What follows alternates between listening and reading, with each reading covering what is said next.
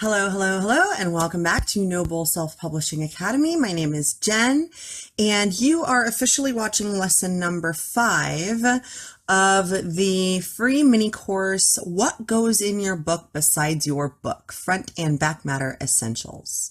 So lesson 5 is all about the foreword / introduction / preface / prologue. So we're going to go ahead and talk about these. These are just all basically different titles for an introductory part of the book. And yes, they do have specific purposes. So we're going to go ahead and go over those real quick, starting with the foreword. Okay. First, pet peeve. Please do not ever spell forward F-O-R-W-A-R-D. We are not moving forward, right? We are writing the word before the book. So foreword, F-O-R-E-W-O-R-D, O-R-D, yeah. F-O-R-E-W-O-R-D is how forward is spelled when it's a part of a book. Huge pet peeve. I come across this all the time. It is such a common mistake. It's not even funny, but it always strikes me as like, oh, okay. You know, it's kind of interesting that it's such a common mistake, but that's why I bring it up, because apparently it's not something that people notice, you know, right away. So anyway, the foreword, it's usually written by somebody other than the author. So, I mean, it can be written by the author as well, and you can still label it a foreword. However, it's typically written by someone else. So my best suggestion to all of you authorpreneurs out there is to find someone who has more of a following than you, who has more of a reputation than you do, and ask them if they would take the time, if they're interested, if they would take the time to write a foreword for your book.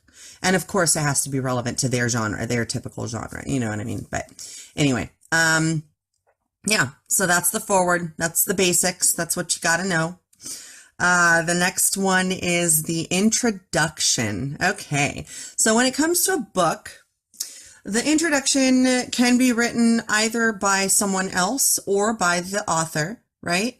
And if you are writing your own introduction for your own book, you can basically use this to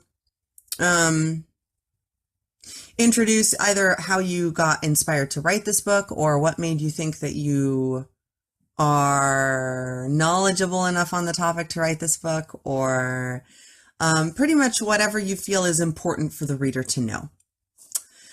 Let's see. And yeah, and obviously an introduction and a foreword. A foreword can be fiction or nonfiction, whereas an introduction is typically more often found in nonfiction rather than fiction. In fiction, I would say if you put an introduction, it's probably just to introduce the story and maybe how you were inspired to write it. But that's not necessary. It's completely optional. So if you want to do that, then by all means, but if you don't want to, it's not gonna, you know, hurt anything to not do it. So, all right, next we'll cover what is a preface. A preface is another slightly different section of a book in the beginning. But this is where you would give the reader specific information. So for example, if you have like a journal style book or an adult coloring book, for example, you know, that's another good one.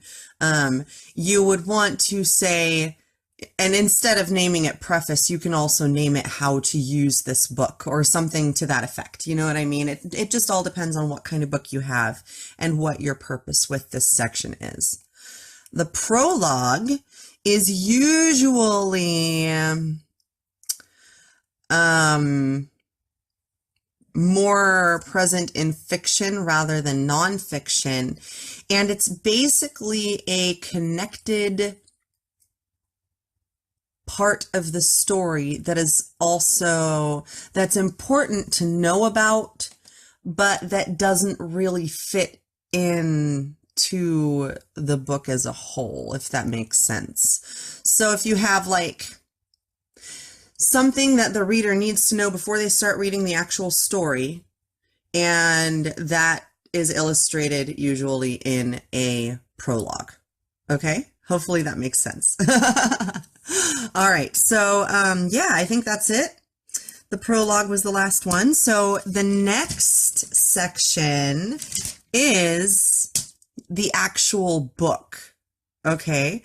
And if you're watching this on YouTube, you're not going to be getting the 2 bonus sections that I'm covering here for the next lesson in the book lesson.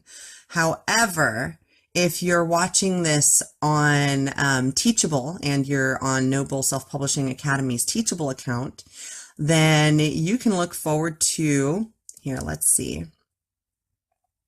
What did I name these again? I had a couple of different things that I wanted to go over for making your book the best it can possibly be before you self-publish it. So in this bonus section about your book, which again, if you're watching this on YouTube, you're not going to get this, but if you're watching this on Teachable, and I'll leave the Teachable course link down below because it's a free class, you might as well, you know what I mean? I just don't want to give away my bonuses on YouTube. Anyway, so the bonus for the book section, there are 2 bonuses. The first one is 7 simple ways to improve your own work before self-publishing. So this will touch a little bit on self-editing. It will touch on finding beta readers, and it will touch on some formatting stuff to keep in mind. And then 7 simple resources for busy entrepreneurs. So websites and services and places where you can find people to help you with the things that you don't know how to do, or maybe aren't confident enough to do on a commercial scale. So again, I will see you guys in the next video. I hope you found this useful, and I hope to see you guys also enroll in this free class, because it's this whole online teaching thing is new to me, but I really want to get going and I want to get moving on it, and I want to share my information, and I'm really kind of sick and tired of waiting for the perfect background and crap like that, you know. So anyway, that's kind of an aside. I'll see you guys in the next video, and I hope that you're having an awesome week. Thanks.